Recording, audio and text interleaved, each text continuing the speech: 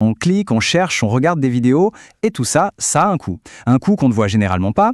Aujourd'hui, on va justement plonger dans cette empreinte cachée en énergie et en eau de notre monde numérique. Alors la question qu'on va se poser, ça coûte quoi, concrètement, de poser une question à une intelligence artificielle?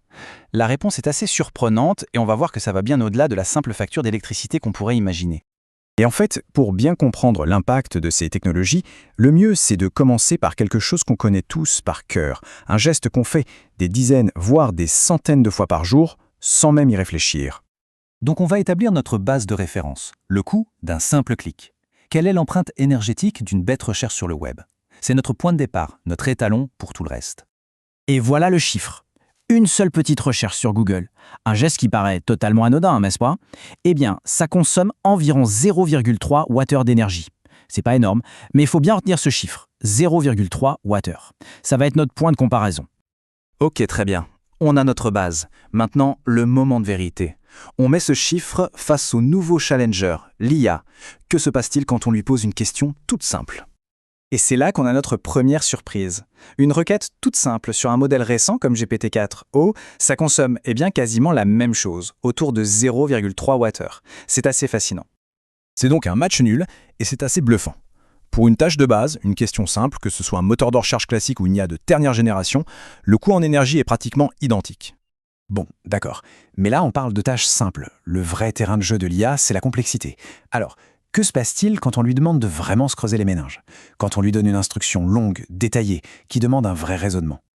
Et là, les chiffres s'envolent. C'est spectaculaire. On le voit très bien ici. Une demande de raisonnement complexe et hop, la consommation peut grimper jusqu'à 33 Wh. On parle de plus de 100 fois l'énergie d'une question de base. L'échelle n'est plus du tout la même. D'accord, donc on commence à avoir une bonne idée de la fourchette pour l'IA. Mais maintenant, mettons tout ça en perspective. Comment est-ce que ça se compare à nos autres habitudes numériques, au vrai poids lourd de la consommation d'énergie? Alors, regardons ce tableau. Un email, c'est presque anecdotique, ça ne coûte rien. Une recherche Google ou une question simple à une IA, on l'a vu, c'est nos fameux 0,3 Wh. Mais alors, le streaming vidéo, attention, on passe à une fourchette de 60 à 130 Wh pour une seule heure. Là, on change carrément de catégorie. Pour le dire plus simplement, une petite heure passée à regarder une série en streaming, ça peut brûler autant d'énergie que des centaines de questions posées à une IA. C'est assez fou quand on y pense, et ça nous montre bien que nos habitudes les plus ancrées sont parfois les plus énergivores. Mais attention, on a parlé d'énergie jusqu'ici. Sauf que ce n'est que la moitié de l'histoire. Il y a un autre coût, un coût beaucoup plus discret, presque invisible, l'eau.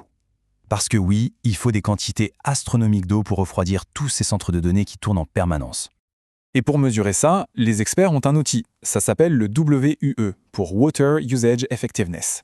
C'est un nom un peu technique, mais l'idée est toute simple. Ça nous dit juste combien de litres d'eau sont nécessaires pour chaque kilowattheure d'énergie que le data center consomme. Et c'est là qu'on voit des écarts énormes. L'efficacité, c'est vraiment le nerf de la guerre. Un centre de données super moderne peut être jusqu'à 9 fois plus économe en eau qu'un centre de données plus classique, pour la même quantité d'énergie. Reprenons notre fameuse tâche d'IA complexe, celle de 33 Wh. Si elle tourne dans un data center très efficace, son empreinte en eau est minuscule, à peine plus de 6 ml. C'est une petite gorgée. Mais si elle tourne dans un centre moyen, on explose à presque 60 ml. C'est 10 fois plus, pour exactement la même tâche. Tout dépend de l'endroit où les calculs sont faits. Bon, on a vu pas mal de chiffres. Alors, au final, qu'est-ce qu'on doit retenir de tout ça? C'est quoi la grande leçon de cette petite plongée dans les coulisses de notre monde numérique? Alors, voilà les points essentiels à garder en tête. D'abord, pour l'IA, tout est une question de complexité.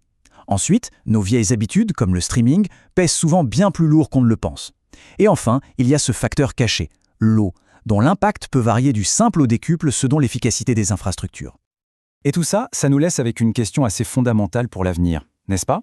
À mesure que notre monde va dépendre de plus en plus d'IA complexes, comment va-t-on réussir à trouver le juste équilibre entre l'innovation et cette soif, au sens propre, de ressources? C'est une question importante, parce que le futur du numérique qu'on est en train de bâtir, il se décide à chaque clic.